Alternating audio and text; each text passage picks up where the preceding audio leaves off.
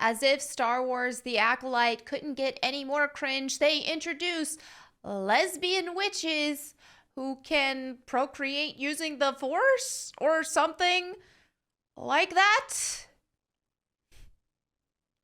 This is what happens when you hire furries and people who make up their own genders to write this stuff. All right, let's go ahead and dive into this video. Now, for the first clip I have here, hopefully this doesn't get me copyright striked or anything, but Nerdrotic posted this, got a lot of feedback, even from Elon Musk himself. I haven't seen the clip, so we're about to experience this together. Let's see what it's about. Power of one, the power of two, the power of many. The power of one, the power of two, the power of many.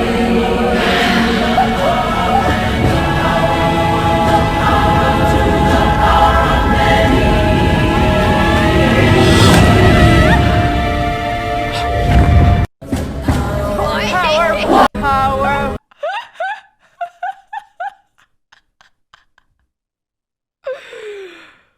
That did we just watch a meme? Did we all just watch a meme together? So we've got replies here. The critical drinker said, I got secondhand cringe for all the poor extras in this scene. I don't even know what's happening here, says Camelot. Elon Musk laughed. Savvy says they couldn't even come up with a cool chant. These writers are the power of one, the power of two, the power of crunch. Three.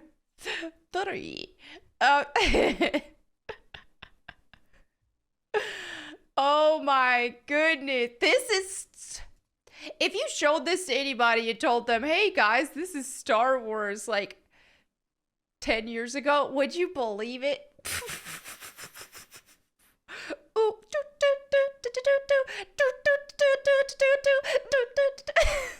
Okay. All right. So then Rothman shared this. The Acolyte episode 3 introduces lesbian space witches that use the Force to get pregnant. Who need a man, right? When you can use the Force and have some sort of mutant spawn, Star Wars fans. This is... I feel like, isn't there some sort of scientific, and I always talk about how a lot of this stuff is rooted in demonic undertones and how I think that, I truly believe that Satan, while he's running the earth right now before Jesus returns, he's got his grubby hands in everything. And especially, why wouldn't he in the entertainment field? We already know how corrupt Hollywood and the music industry is, and the gaming industry as well is being overtaken by it. So that's why we see a lot of this, these ideologies, transgender ideologies, a lot of this feminism to the point to where... And I love me some girl power. I'm a big Lara Croft fan. I love Claymore. All that stuff. But there's a difference between, hey, let's portray women in a really cool fashion versus let's make women that don't need no men. Men are useless. Let's have women that rule the world. It's just gotten insane. And that goes against God's design because God didn't create it that way.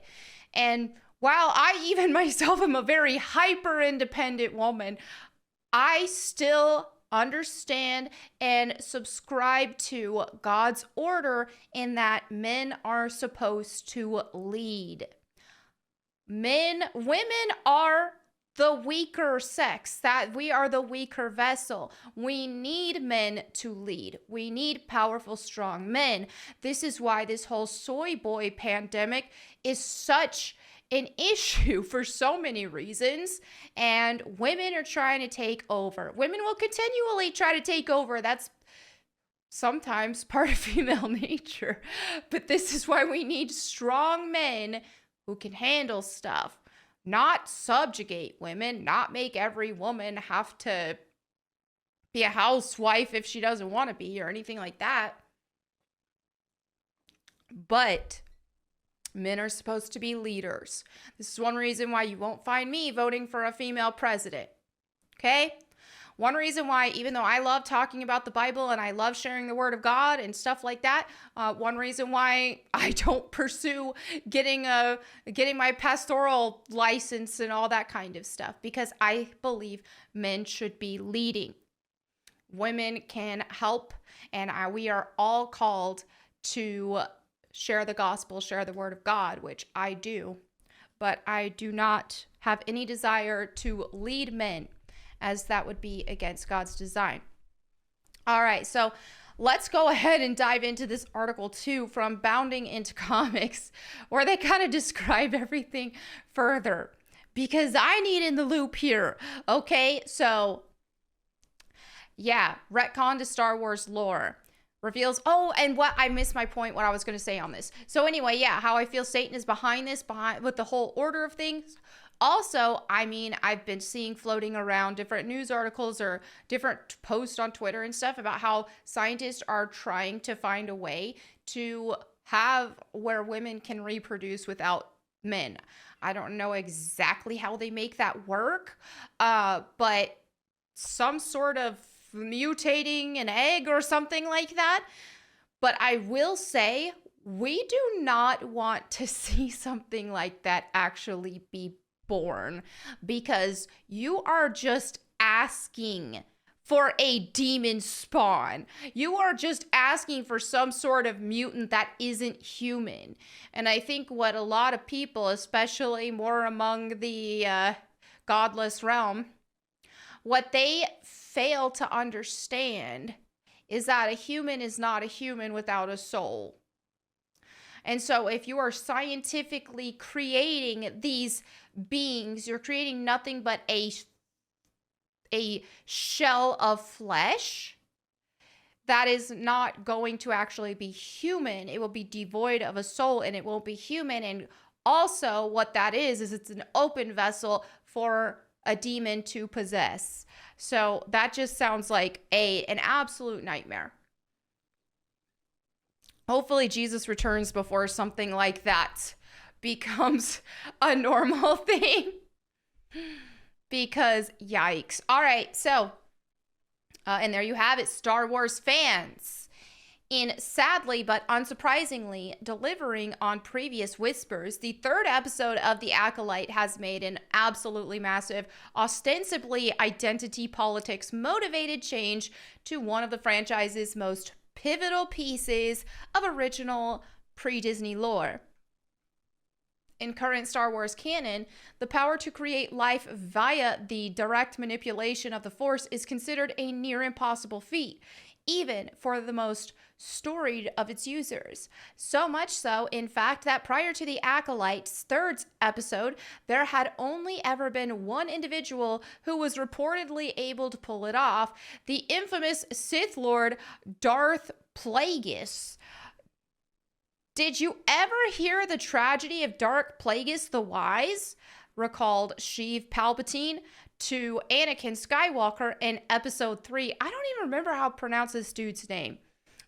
So correct me if I'm wrong. The prequel trilogy is my favorite. Revenge of the Sith is the best. I love Anakin's story, but I'm also not a hardcore Star Wars nerd. So bear with me here. Darth Plagueis was a Dark Lord of the Sith, so powerful and so wise he could use the Force to influence the midichlorians to create life. He had such a knowledge of the dark side that he could even keep the ones he cared about from dying, explained the soon-to-be Galactic Emperor as he manipulated the young Jedi's fear of losing Padme. The dark side of the Force is a pathway to many abilities some consider to be unnatural. He became so powerful, the only thing he was afraid of was losing his power, which eventually, of course, he did. Unfortunately, he taught his apprentice everything he knew, then his apprentice unalived him in his sleep. Ironic. He could save others from death, but not himself. Interestingly, in the no longer canon pre-House of Mouse Star Wars Legends era, it was established that not only had Plagueis actually been able to create life from the Force, but that he was directly responsible for the Immaculate Conception of Anakin Skywalker himself.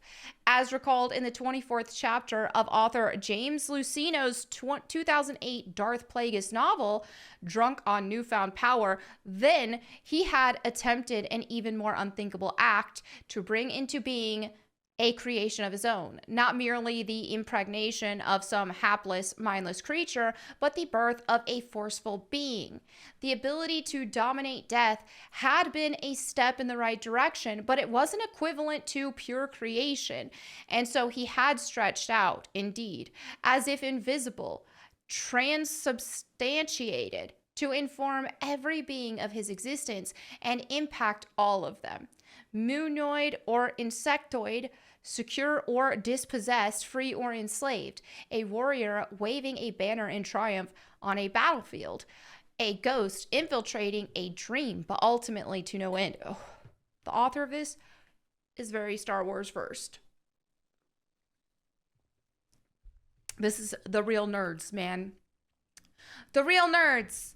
However, far from being a bust, Plagueis eventually comes to learn 9 years later that his actions resulted in the Force pushing back against his plan by using his energies to conceive not a Sith legend, but a human being to restore balance to the galaxy.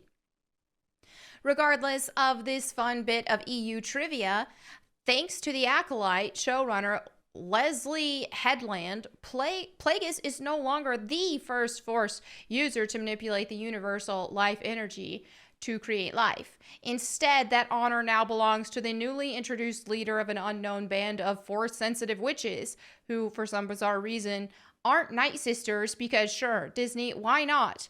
Mother Anastasia, as portrayed by actress Jodie Turner-Smith. You know, one thing doesn't it seem like whenever they keep trying to use a lot of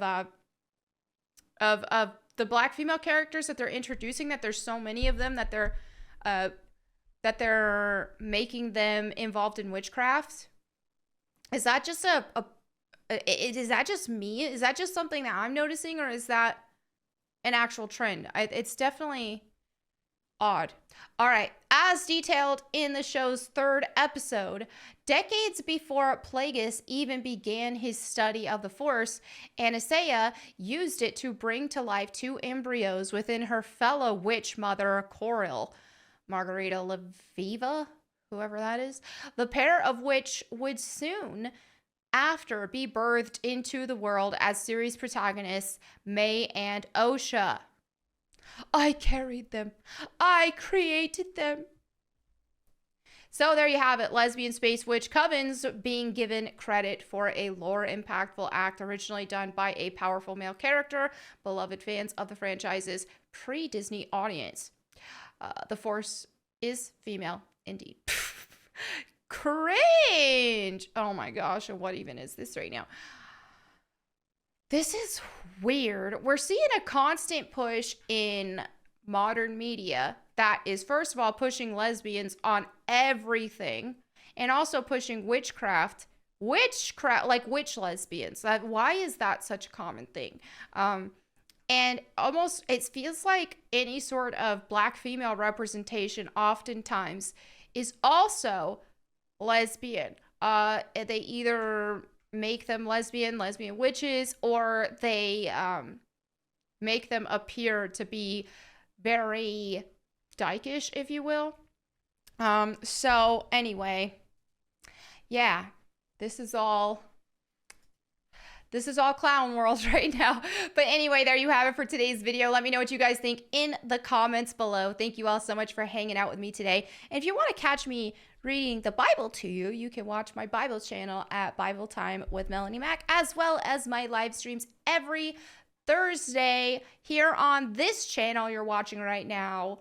So I hope to catch you all there. Thank you again for watching. I'll catch you next time. And in the meantime, go boom.